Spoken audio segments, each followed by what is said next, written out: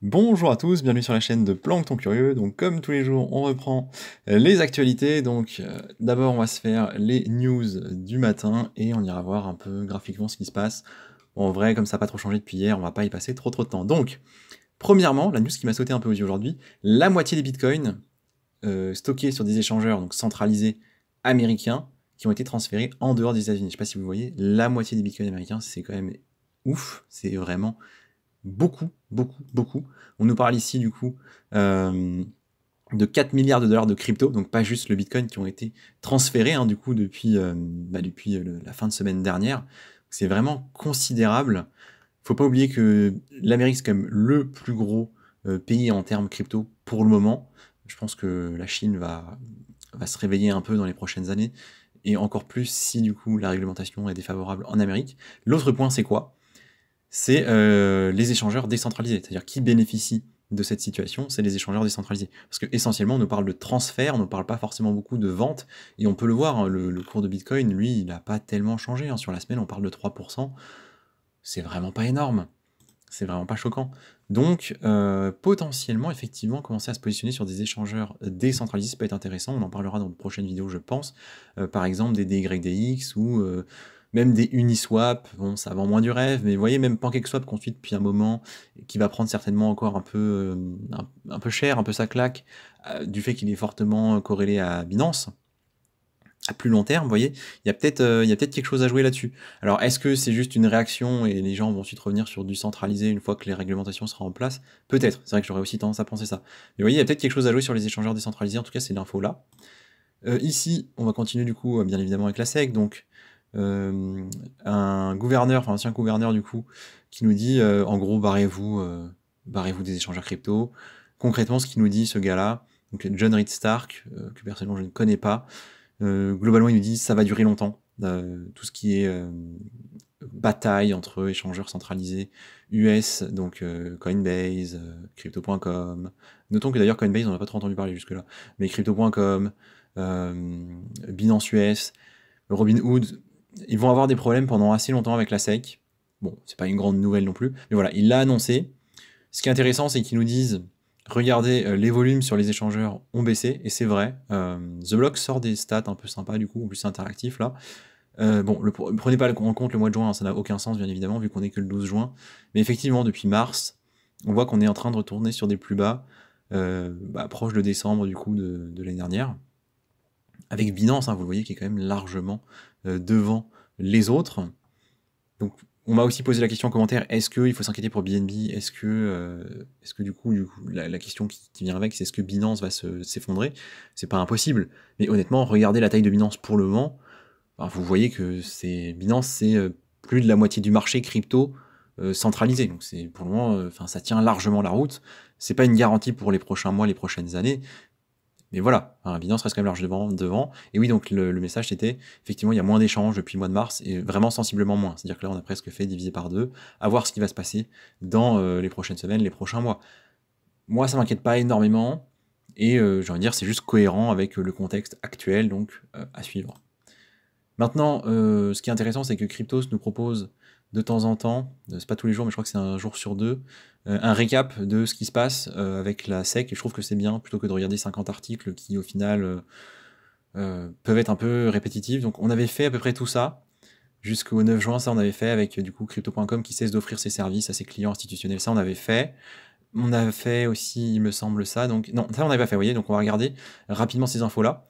Donc le 10 juin, vous voyez, donc c'était samedi, donc la SEC du Nigeria, je ne savais pas qu'il y avait une SEC du Nigeria, mais voilà, vous le savez maintenant, moi aussi, a déclaré que Binance opérait illégalement sur le territoire. Donc c'est juste encore un peu pire pour Binance, on va dire. Voilà, encore un peu pire. Et l'autre news, c'était le marché US qui, évidemment, donc, réagit à Robinhood, donc ça on avait vu, l'arrêt de Sol, Matic et ADA. Donc ça, pas de très très grosse news au final. Et concernant la matinée d'aujourd'hui, on a ici 8h30, les équipes de Polygon et ceux-là ont réagi aux allégations de la SEC. Donc concrètement, ils sont allés défendre leurs produits, leurs projets, ce qui est complètement logique. Donc ils vont réfuter ça. Donc vous comprenez qu'on va entrer dans une période de bataille un peu juridique, idéologique, réglementaire. Donc tout ça il va y avoir des moments très défavorables aux cryptos, il y aura aussi des moments plus favorables. Regardez ce qui se passe sur Ripple depuis quelques années, ça vous donnera une idée un peu. Donc voilà, on a Solana, on a Polygon qui vont être dedans. Et ici, 9h, on nous dit rapport hostile de la SEC aux échangeurs crypto.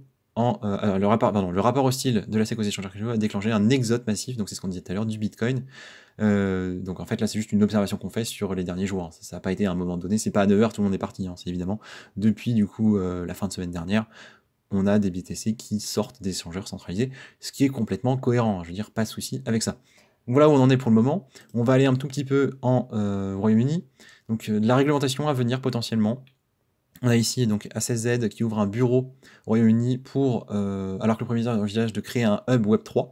Donc c'est plutôt bien. Donc une société de capital risque qui prévoit d'ouvrir du coup son premier bureau international au Royaume-Uni en raison de la surveillance réglementaire croissante des cryptos aux États-Unis. Donc concrètement, des entités qui quittent les États-Unis pour d'autres pays, notamment le Royaume-Uni. On en avait déjà vu d'autres. Donc voilà, ils sont contents. Et la deuxième news au Royaume-Uni, c'est un peu plus de réglementation. Ici, on le voit avec notamment l'accès à la aux publications, à la pub, ce genre de choses. Donc la réglementation qui se met en place, c'est une bonne chose. Il faut comprendre tant que cette réglementation est cohérente et qu'elle n'est pas trop restrictive pour l'innovation. On en vient du coup à la loi influenceur qui est du coup pour la France. Elle a été publiée dans le journal officiel, donc elle est en vigueur. Enfin, elle est en vigueur. Elle a été actée début du mois. Je crois qu'elle entre en vigueur prochainement ou immédiatement. On n'a pas la date ici, mais c'est peut-être pas tout de suite, mais c'est au pire dans les prochaines semaines, prochains mois. Donc concrètement, il faut que l'organisme soit PSAN, et donc c'est enregistré, c'est pas agréé, donc c'est pas du tout la même chose, c'est pas du tout les mêmes conditions pour être enregistré PSAN et pour être agréé PSAN. Agréé PSAN, c'est beaucoup plus, aucune société crypto ne l'est. Enregistré PSAN, il y en a beaucoup plus, Binance, etc. etc. Donc prestataire d'actifs numériques, prestataire de services numériques. Du coup, les influenceurs pourront quand même promouvoir ce genre d'échangeurs là, par exemple Binance et tout autre projet qui arriverait à avoir cette loi-là. Bon, dans l'immédiat, moi, ça m'intéresse pas plus que ça, mais voilà, c'est une information qui est importante, c'est un début de réglementation. Et au-delà de ça, l'UE, donc dans son ensemble, pas juste la France, qui est en train de vraiment envisager des règles plus spécifiques pour les banques en ce qui concerne du coup l'achat et la gestion de crypto-monnaies. Donc on n'a pas de gros détails ici, mais ça pourrait venir. On a donc évidemment le projet de loi MiCA qui avance bien et qui du coup avance mieux que dans l'essentiel des autres pays. On peut penser d'ailleurs aux États-Unis où ils sont manifestement dans une position qui est en retard par rapport à la régulation européenne, en tout cas au vu de ces informations, ce qui est pas quelque chose de commun, notons-le, c'est assez rare d'avoir cette situation-là. En général, c'est plutôt de la réglementation d'abord aux États-Unis puis en Europe, donc là à l'inverse, plutôt bien joué à l'Europe du coup. Notons quand même que pour les actifs risqués, en fait, les banques doivent avoir des fonds propres en proportion très importante. Et là, en fait, on voit qu'on a un risque maximal qui serait de 1250%.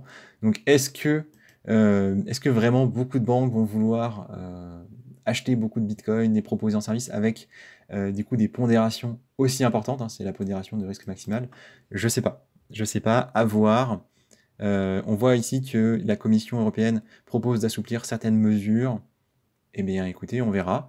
Potentiellement des bonnes nouvelles, la réalité est là. Même si réglementation, ça peut faire peur, en réalité, ce sont des bonnes choses pour l'adoption en général, et donc pour ceux qui sont déjà dans les cryptos et qui en possèdent déjà. À suivre, bien évidemment, mais plutôt une bonne nouvelle, à mon avis. Et enfin, on retourne en France. Ça, c'est assez intéressant. La FDJ, donc la Française des Jeux, donc l'organisme central qui gère tout ce qui est du coup les jeux d'argent, Euromillions, tout ce que vous voulez, en fait, tout ce qui touche en fait aux jeux d'argent en France, qui est extrêmement carré, extrêmement régulé, qui en fait se lance dans des projets NFT, crypto, des métaverses. Ça, c'est quand même, vous voyez, un gros indicateur.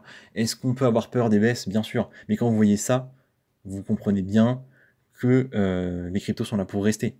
Parce qu'on ne nous parle pas que de projets Web3. C'est-à-dire qu'il y a un projet qui s'appelle Ultimate Numbers, qu'on étudiera peut-être un jour, mais vous voyez qu'aussi, intéressant là, la FDJ qui prend sa participation dans The Sandbox. The Sandbox, donc du coup, gros projet métaverse qui existe depuis plusieurs années, dans lequel de nombreuses marques sont déjà impliquées, mais ils ont pris leur participation là. Donc, vraiment, c'est un très très bon signal, je trouve. Un très très bon signal déjà de la part de la France, d'essayer un peu de faire des choses, hein. Je dis pas que ce sera bien ou pas bien, ça se trouve ce sera super nul, aucune idée. Mais en fait, peu importe. Ce qui est important, c'est qu'il y ait des tentatives, qu'il y ait des tests, et surtout des tests d'acteurs qui sont voilà, des acteurs aussi importants, aussi impactants, qui vont certainement en attirer d'autres, et rassurer un peu le public, ou au moins le familiariser avec certaines fonctionnalités. Donc, pour moi, tout ça est très très bon. À suivre, on verra ce que ça donne, ce sera peut-être complètement nul comme je l'ai dit, mais dans l'ensemble, je pense que ce sont de bonnes nouvelles. Bon, le marché, en vrai, on va pas en dire grand-chose, on va pas aller voir les graphiques, on les a assez vus les 2 derniers jours, il n'y a pas grand-chose de plus à dire, voilà. On a eu la grosse baisse avant-hier, enfin vendredi, samedi, c'est en train de corriger la baisse tout simplement.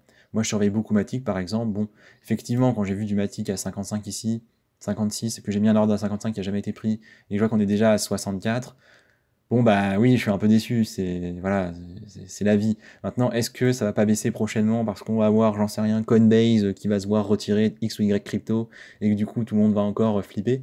Peut-être. Donc attention, prenons notre temps quand même. Certes, on est sur des points bas, peut-être qu'il y a des choses à acheter, mais je pense qu'on peut aussi prendre notre temps. Donc je surveille évidemment toujours Atom, hein, comme on l'a dit, qui reste à des cours assez intéressants, même si effectivement il a déjà repris 1 $, donc c'est moins sexy, mais ça reste quand même pas mal. Et en fait, on va pas étudier spécialement de projet comme je le disais là, juste on voit Bitcoin qui est toujours sur les 26 000, qui tient très très bien. Donc, so far so good, hein. Pour le moment, c'est tranquille. On attend les prochaines nouvelles. N'oubliez pas, demain, après-demain, grosse nouvelle du côté américain. Ça peut jouer dans les deux sens, hein, que ce soit l'indice des prix ou la décision de la Fed concernant la baisse ou la hausse des taux, mais évidemment, on en reparlera à ce moment-là. Voilà, merci de m'avoir écouté. Je vous souhaite une très bonne journée et à demain.